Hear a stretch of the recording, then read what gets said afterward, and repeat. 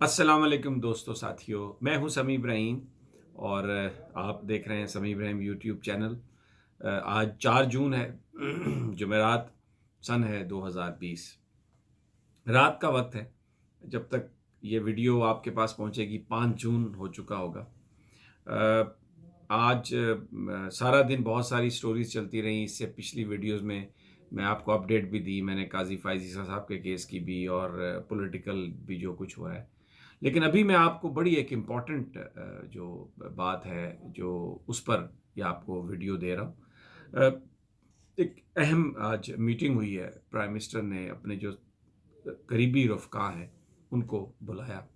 Corona کی جو صورتحال ہے اس پر بات ہوئی ہے، آئندہ کی جو اسٹریٹجی ہے اس پر بات ہوئی ہے۔ اس وقت جو صورتحال ہے وہ میں آپ کو بتاؤں گا، اور جو بڑا فیصلہ پرائم منسٹر نے لیا ہے وہ میں آپ کو بتاتا ہوں۔ بہت امپورٹنٹ یہ چیز ہے، اس پر پالیٹکس ہو رہی ہے، اس کو مختلف لوگ جو ہیں وہ مختلف انداز میں اس کی انٹرپریٹیشن کرنے کی کوشش کر رہے ہیں۔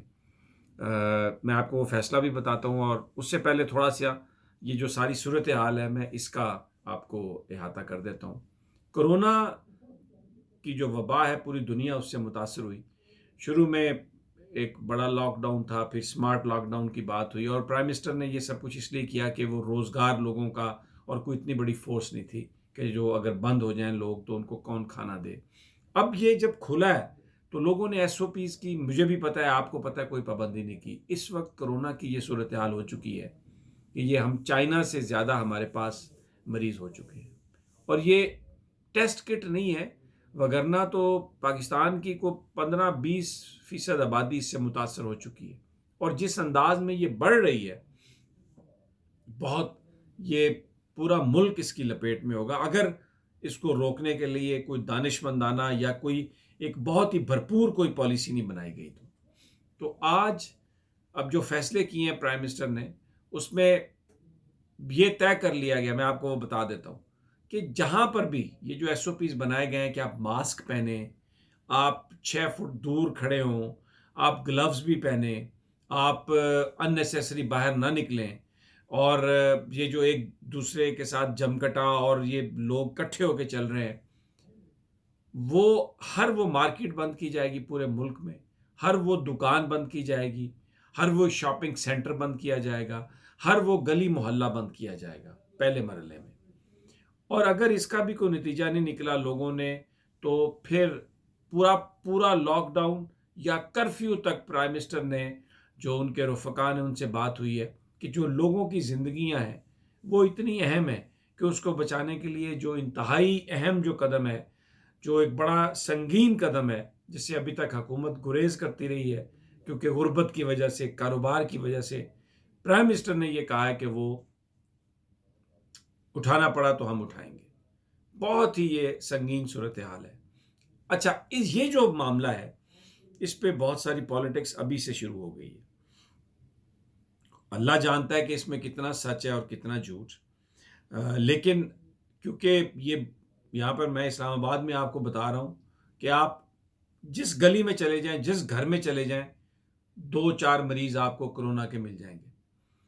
اب اس کی بنیاد پر اگر ایمرجنسی لگائی جاتی ہے تو بہت سارے لوگ یہ کہہ رہے ہیں کہ جناب یہ حکومت اب جو 2007 میں جس طرح ایمرجنسی لگی تھی، کیونکہ اس وقت ججز کو نکالنا تھا اور وہ فیصلہ پرویز مشرف صاحب کے خلاف دینے کی بات کر رہے تھے، تو تب ایمرجنسی لگائی گئی تھی، تو اب بھی اسی طرح کا کوئی ایک کام کرنے کی کوشش کی جا رہی ہے کہ کیونکہ جو عدالت ہے وہ جسٹس قاضی فائز عیسیٰ صاحب کے خلاف فیصلہ نہیں دے گی، اور اس لیے حکومت کو یہ پتہ چل گیا کہ ریفرنس مسترد ہوگا، تو اس سے بچنے کے لیے آنے والے وقتوں میں یہ ایمرجنسی لگائی جائے گی اور یہ کرفیو لگا دیا جائے گا، اور اس کا مقصد یہ ہوگا کہ جو عدالت عظمیٰ جو فیصلہ کرنے جا رہی ہے اس فیصلے سے اس کو روکا جا سکے۔ اب مجھے نہیں پتا اس میں کتنا سچ ہے کتنا جھوٹ ہے۔ امان اللہ کنرانی صاحب کا مجھے میسج آیا، جو سپریم کورٹ بار کے سابق صدر بھی ہیں، بھائی وہ میرے بڑے اچھے دوست بھی ہیں، بڑے سمجھدار آدمی ہیں، انہوں نے یہ بات کہی ہے، تو اب یہ، اور انہوں نے یہ بھی کہا کہ جی 8 جون کو منڈے والے دن اظہار یکجہتی عدالتوں کے ساتھ، جسٹس قاضی فائز عیسیٰ کے ساتھ اور قوم نکل آئے اور اس کو ہم نے ناکام بنانا ہے. That is besides the point. اصل ایشو یہ ہے کہ یہ اسپیکولیشن اور دیکھیں یہ ایک وار ہے جو اس وقت پوری چل رہی ہے. میں اپنی پچھلی ویڈیوز میں آپ کو ذکر کر رہا ہوں کہ بڑا شدید خطرات منڈلا رہے ہیں. آپ سمجھیں پاکستان کے اندر کرونا ہے اور اس نے اکانومی کو کرپل کیا. دوسری جانب باہر سے دشمن ہے. میں نے اپنی پچھلی ویڈیو میں بھی آپ کو بتایا جو خبریں آ رہی ہیں اس کے مطابق اگلے چند ہفتوں میں بہت جلد جو چائنا کا جو ایشو ہے اس میں امریکہ، بھارت، مغرب سب اکٹھے ہو کے چائنا پر سینکشنز لگا رہے ہیں. چائنیز ایئر لائنز پر آلریڈی پابندی لگا دی گئی ہے. ان پر ٹریڈ سینکشنز لگا دی جائیں گی. اب آپ یہ سوچیں کہ پاکستان جو ہے وہ چائنا کے ساتھ کھڑا ہے. سی پیک پر ہم ڈیپینڈ کر رہے ہیں. تو اگر چائنا پر سینکشنز ہیں تو کیا پھر ہم چائنا کے ساتھ کوئی کاروبار کر سکیں گے؟ کیا بینکنگ چینل ہم استعمال کر سکیں گے؟ جس طرح ایران کے ساتھ وہ سینکشن میں تھا اور ہم نہیں کر سکے، گیس پائپ لائن نہیں بنا سکے. تو یہ ایک بہت بڑی سازش جو ہے وہ ہو رہی ہے. اور جس وقت یہ اس بات کا بھی اندیشہ ہے جو کہ اس وقت جو لوگ خدشے کا اظہار کر رہے ہیں کہ چائنیز شپ جو ہیں ان کو بھی روکنے کی کوشش کی جا سکتی ہے اوپن سی میں، اور اس میں بھارت کا استعمال کیا جا سکتا ہے. اور آپ دیکھیں کہ کس طرح G7 ممالک کا جو اجلاس ٹرمپ نے بلانے کی کوشش کی ہے اس میں اس نے آسٹریلیا کو بھی بلایا ہے، اس میں بھارت کو بلا رہا ہے. روس کو بلانے کی بات کی لیکن رشیا نے وہ ریجیکٹ کر دیا. وہ سمجھ گیا کہ وہ نہیں آئیں گے. اور وہ چائنا کو آئسولیٹ کرنے کے لیے، کنٹین کرنے کے لیے یہ سب کچھ کیا جا رہا ہے. اور آنے والے اگلے چند ہفتوں میں یہ سوال پٹ کیا جائے گا پاکستان کو. یہ کہا جائے گا کہ یا تو آپ ہمارے ساتھ ہیں یا چائنا کے ساتھ ہیں. اور دیکھیں یہ ایک بڑی سنگین صورتحال ہوگی پاکستان کے لیے. اس موقع پر اس طرح کی پالیٹکس اور آپ دیکھیں ہماری اگر ہم دیکھیں تو ہم کس طریقے سے مختلف ہم گروپس میں بٹے ہوئے ہیں. جو اپوزیشن پولیٹیکل پارٹیز ہیں وہ اپنی اپوزیشن ان کو جو ان کی اپنی ذات کے مقدمات ہیں اس کی بنیاد پر وہ کر رہی ہیں. احتساب کا جو عمل ہے وہ ہمیں ایسا لگ رہا ہے کہ ہر طاقتور آدمی جو ہے وہ اپنی اپنی لابی کو، اپنے اپنے قبیلے کو بچانے کی کوشش کر رہا ہے. ہر ادارہ، پرائم منسٹر عمران خان اکیلا ہمیں وہ نظر آتا ہے تن تنہا، جو ایک بالکل پکی مضبوط دیوار کی مانند کھڑا ہے اور کہہ رہا ہے کہ کرپشن کے معاملے پر میں کسی طرح کوئی کمپرومائز نہیں کروں گا. اور یہ دشمن گھیر رہا ہے ہر طرف سے. بھارت جو ہے وہ جو گلگت بلتستان پر حملہ، میں نے پہلے بھی کہا، وہ اس نے پلان بنایا تھا. یہ جنرل افتخار بابر صاحب نے جو ہمارے DGISPR ہیں انہوں نے بڑے بھرپور انداز میں بتایا کہ بیسیکلی یہ کیا بات ہوئی ہے اور کس طریقے سے پلوامہ 2 کرنے کی جو کوشش ناکام بنائی گئی ہے. اور میں آپ کو ایک اور بات آج بتا دوں. ماضی میں، یہ میں کوئی 10 سال کی بات نہیں کر رہا، یہ میں ماضی قریب کی بات کر رہا ہوں. بھارت نے اس بات کا منصوبہ بنا لیا تھا کہ وہ پاکستان پر مکمل ایک حملہ کرے گا اور گلگت بلتستان پر حملہ کرے گا. اور چائنیز جو ٹاپ اتھارٹی ہے ان کی طرف سے بھارت کو یہ پیغام دیا گیا. یہ میں بڑی ذمہ داری سے آپ کے ساتھ یہ انفارمیشن شیئر کر رہا ہوں کہ پاکستان کے ہمارے ساتھ بیجنگ کی طرف سے یہ کہا گیا کہ پاکستان کے ہمارے ساتھ اکنامک انٹرسٹ ہیں، بلینز آف ڈالرز کا ہمارا ٹریڈ ہوگا. ہم یہ سارے پروجیکٹ بنا رہے ہیں. اگر آپ نے پاکستان کے خلاف مہم جوئی کی، اگر آپ نے پاکستان کے خلاف کو کارروائی کی تو اسے ہم اپنے اوپر حملہ سمجھیں گے.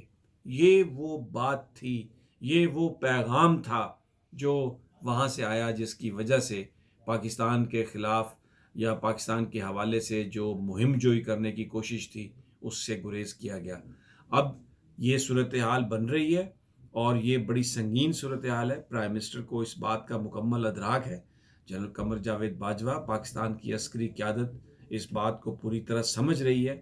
اور میں آپ کو پہلے بھی میں نے آپ کو بتایا کہ یہ جو سارے اس وقت جو بھارت کی اندر جو ان کے ادارے ہیں ان کے اندر امریکی اور اسرائیل یہ اس طرح اس کے اندر یہ سرایت کر گئے ہیں، اس کے اندر یہ اس طریقے سے ان کا انفلوئنس آ گیا کہ ہمیں بظاہر یہ ایسا لگ رہا ہے کہ یہ ہمارا جو دشمن ہمسایہ ہے یہ اس کی جو حکومت ہے یا ان کے جو سربراہان ہیں یہ سب کچھ وہ کر رہے ہیں، لیکن ایکچولی ورچولی میں آپ کو بتاؤں وہ انہوں نے تمام جو ان کی جو ایجنسیز ہیں اس پہ اتنا زیادہ انہوں نے اپنا اثر بنا لیا ہے کہ یہاں پر جو ہمارے پاس اطلاعات آ رہی ہیں اس کے مطابق یہ جو چین کے ساتھ انگیج کرنے کی بات ہوئی ہے اور جس میں پھر یہ ساری چیزیں ایک بڑے منظم طریقے سے جو سوشل میڈیا پر اور انٹرنیشنل میڈیا پر جو آئی ہیں، اس کا مقصد صرف یہ تھا کہ بھارت کے لیے نرم جذبات حاصل کرنا۔ دیکھیں، دشمن کو جب مار پڑتی ہے تو بہت خوشی ہوتی ہے، یہ ہمارے دشمن ہے، ہمارا ہمسایہ، اس کو مار پڑ رہی ہے، ان کے فوٹیجز آ رہی ہے تو ہمیں بہت خوشی ہے، لیکن آپ اس کو دیکھیں، اس کو بنیاد بنا کر دنیا بھر کی ہمدردیاں انہوں نے حاصل کی ہیں اور یہ بتانے کی کوشش کی ہے کہ ہمیں آپ کی ہر طرح کی امداد چاہیے، اس لیے کہ ہم تو کمزور ہیں، ہمیں تو یہ مار رہے ہیں، ہم تو آپ کی جنگ لڑ رہے ہیں۔ یہ بڑی ایک خوفناک صورتحال ہے اور یہ ہماری حکومت کو، ہمارے اداروں کو اس بات کا ادراک ہے۔ میں یہ میٹنگز کی تفصیلات آ رہی ہیں، لیکن اس ساری صورتحال کو یہ سارا کانٹیکسٹ آپ اگر رکھیں تو آپ کو اندازہ ہوگا کہ اس وقت ہم کس قدر گمبھیر صورتحال سے ہم گزر رہے ہیں۔ فرض بنتا ہے ہر پاکستانی پر، فرض بنتا ہے ہماری اپوزیشن کی سیاسی جماعتوں پر کہ they should rise above their personal likes and dislikes, اپنے ذاتی مفادات کو بھول جائیں اور آ کے پہلے پاکستان کی بنیاد رکھتے ہوئے اس وقت جو چیلنجز ہیں ان سے نپٹنے کے لیے سرکار کی مدد کریں، اور ایک اگر ہو کر ہم نے جنگ لڑی تو ہم جیت سکتے ہیں، وگرنہ اس وقت جو صورتحال ہے اس کے نتیجے میں ہمیں بڑی ایک مشکل، ایک سنگین صورتحال کا سامنا کرنا پڑے گا۔ دوستو، یہ میں کچھ چیزیں ایسی ہوں گی جو میں پچھلی ویڈیو میں بھی میں نے ان کا ذکر کیا، لیکن یہ میں اس کو سمجھانے کے لیے وہ کنٹیکسٹ مجھے بہت ضروری تھا کہ میں اس کا ذکر کروں۔ اگلی ویڈیو تک مجھے اجازت دیجیے، اللہ نگہبان۔